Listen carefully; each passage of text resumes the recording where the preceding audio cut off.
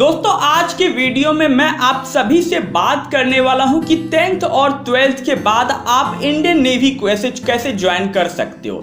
सबसे पहले तो आप ये समझिए कि अगर आप भारतीय सेना में शामिल होना चाहते हो तो आप 3 तरह से भारतीय सेना में शामिल हो सकते हो: इंडियन एयरफोर्स, इंडियन आर्मी और इंडियन नेवी। इंडियन नेवी का काम होता है समुद्री इलाकों से हुए आक्रमण से देश को बचाना, देश की रक्षा करना। देश में हर साल इंडियन नेवी के लिए विभिन्न पदों पर भर्तियां निकलती है, जिसमें लाखों युवाएं बढ़ चढ़कर हिस्सा लेते हैं, क्योंकि हर युवा का सपना होता है कि मैं भारतीय सेना में शामिल हूं और देश की सेवा करूं। और इंडियन नेवी एक बहुत ही आकर्षक ऑप्शन है भारतीय सेना में शामिल होने के लिए। तो दोस्तों आज के वीडियो में मैं आप सभी को इंडियन नेवी से रिलेटेड पूरी जानकारी दूंगा कि इसकी एलिजिबिलिटी क्राइटेरिया क्या है, इसका एग्जाम पैटर्न क्या है और इसकी सैलरी क्या है। तो चलिए अब बगैर समय को बर्बाद किए शुरू करते हैं वीडियो को। सबसे पहले तो हम जानते हैं कि इंडियन नेवी ज्वाइन करने के लिए इसकी एलिजिबिलिटी क्राइटेरिया क्या क्या है। तो सबसे पहले तो आपको देखिए 10th के बाद आपको साइंस सब्जेक्ट से पढ़ाई करनी होगी। इसमें मैथ कंपलसरी होता है तो आपको पीसीएम सब्जेक्ट चूज करना होगा 11th में। अब हाइट की बात करें तो देखिए मेल की हाइट 157 सेंटीमीटर होती है और फीमेल की हाइट 152 सेंटीमीटर होती है। आई साइट की बात करें तो आपकी आंखों की रोशनी 6/6 होनी चाहिए। और चेस्ट की बात करें तो मेल की चेस्ट 80 सेंटीमीटर होनी चाहिए और फीमेल की चेस्ट की कोई रिक्वायरमेंट नहीं है। और एज लिमिट की बात करें तो आपकी एज 16.5 साल से लेकर के 21 साल के बीच होनी चाहिए। लेकिन यहाँ पर SC ST और OBC वालों के लिए कुछ सालों की छूट होती है। OBC वालों के लिए 3 साल की छूट होती है और SC ST वालों के लिए 5 साल की छूट होती है। तो अगर आप इन सारे रिक्वायरमेंट्स को फुलफिल करते हो तो आप इंडियन नेवी ज्वाइन कर सकते हो। अब बात करते हैं कि इंडियन नेवी आप कैसे ज्वाइन कर सकते हो, इसके लिए आपको कौन कौन से एग्जाम देने होंगे। तो देखिए इंडियन नेवी आप 2 तरीके से ज्वाइन कर सकते हो। एक तो NDA का एग्जाम देकर के ज्वाइन कर सकते हो और दूसरा जो अभी हाल ही में निकला है अग्निपथ स्कीम। आप इन 2 तरीकों से आप इंडियन नेवी ज्वाइन कर सकते हो। तो सबसे पहले तो हम NDA के बारे में जानेंगे कि आप NDA के थ्रू कैसे इंडियन नेवी में जा सकते हो, और फिर उसके बाद अग्निपथ स्कीम के बारे में बात करेंगे कि आप अग्निपथ स्कीम के द्वारा कैसे आप इंडियन नेवी ज्वाइन कर सकते हो। NDA means national defence academy, राष्ट्रीय सुरक्षा अकादमी। अगर आप इंडियन नेवी ज्वाइन करना चाहते हो तो आप NDA एग्जाम क्वालिफाई करके आप इंडियन नेवी आसानी से ज्वाइन कर सकते हो।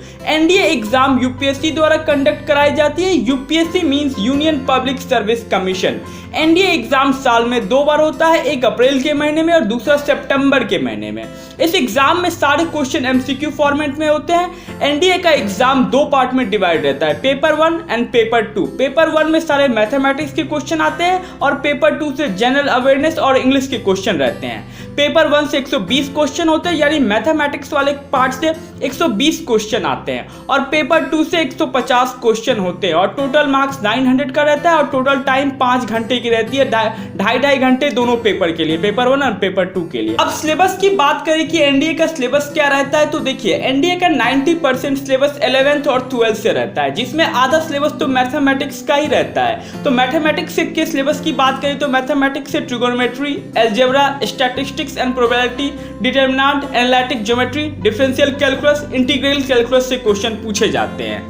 अब जनरल अवेयरनेस के सिलेबस की बात करें तो इसमें 2 पार्ट होते हैं, group A and group B। Group A से जो क्वेश्चन आते हैं वो इंग्लिश से आते हैं, जैसे इंग्लिश ग्रामर, वोकैबुलरी एक्सेट्रा। और वही जो ग्रुप B होते हैं वो जनरल अवेयरनेस जो होते हैं उसमें physics, chemistry, current affairs etcetera से क्वेश्चन आते हैं। तो देखिए NDA एग्जाम क्लियर करने के लिए आपको 11th और 12th में मैथ को अच्छे से पढ़ना होगा आपको, क्योंकि जब तक आपकी मैथ अच्छी नहीं होगी आप NDA एग्जाम क्लियर नहीं कर पाओगे। क्योंकि आप देख ही रहो कि 270 क्वेश्चन में से 120 क्वेश्चन तो मैथमेटिक्स से ही रहता है। इसलिए आप अपनी मैथ अच्छी कर लो, फिर आपके लिए NDA का एग्जाम क्लियर करना उतना मुश्किल नहीं होगा।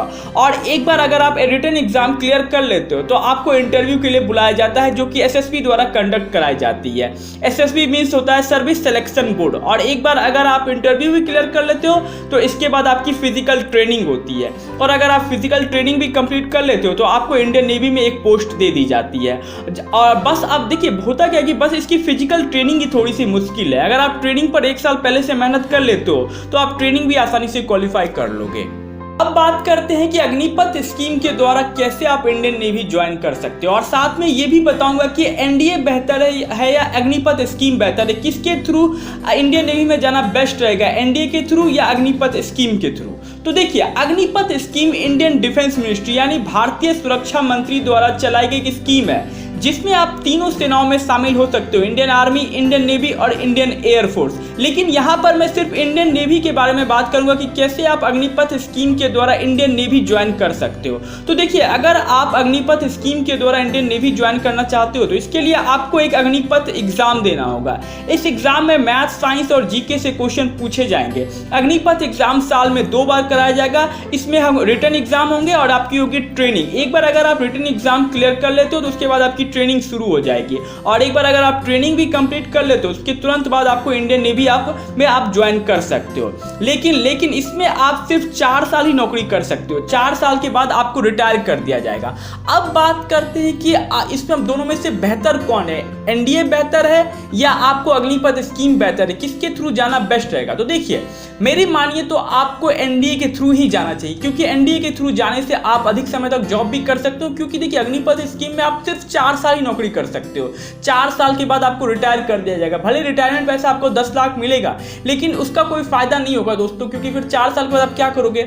इसलिए मेरी मानिए तो आप एनडीए के थ्रू दीजिए। थोड़ा मुश्किल है एनडीए के थ्रू जाना, लेकिन दोस्तों हमेशा आपको नौकरी आपको अच्छी पोस्ट पर मिलेगी आपको एनडीए के थ्रू। इसलिए एनडीए आपके लिए बेस्ट ऑप्शन है। आप एनडीए के थ्रू ही जाए इंडियन नेवी में। तो दोस्तों, मैं उम्मीद करूंगा कि ये आपको बहुत हेल्प करेगी ये वीडियो, और आपकी इंडियन नेवी में ज्वाइन आप कैसे कर सकते हो आपको पूरी जानकारी आपको अच्छे से मिल गई होगी। तो अगर आपको वीडियो अच्छी लगे तो वीडियो को आप लाइक जरूर कर देना, और चैनल को प्लीज सब्सक्राइब कर ले और बेल आइकन को जरूर प्रेस कर लेना, ताकि जब भी हमारी कोई अगली वीडियो आए तो उसका नोटिफिकेशन आपको जल्द से जल्द मिले।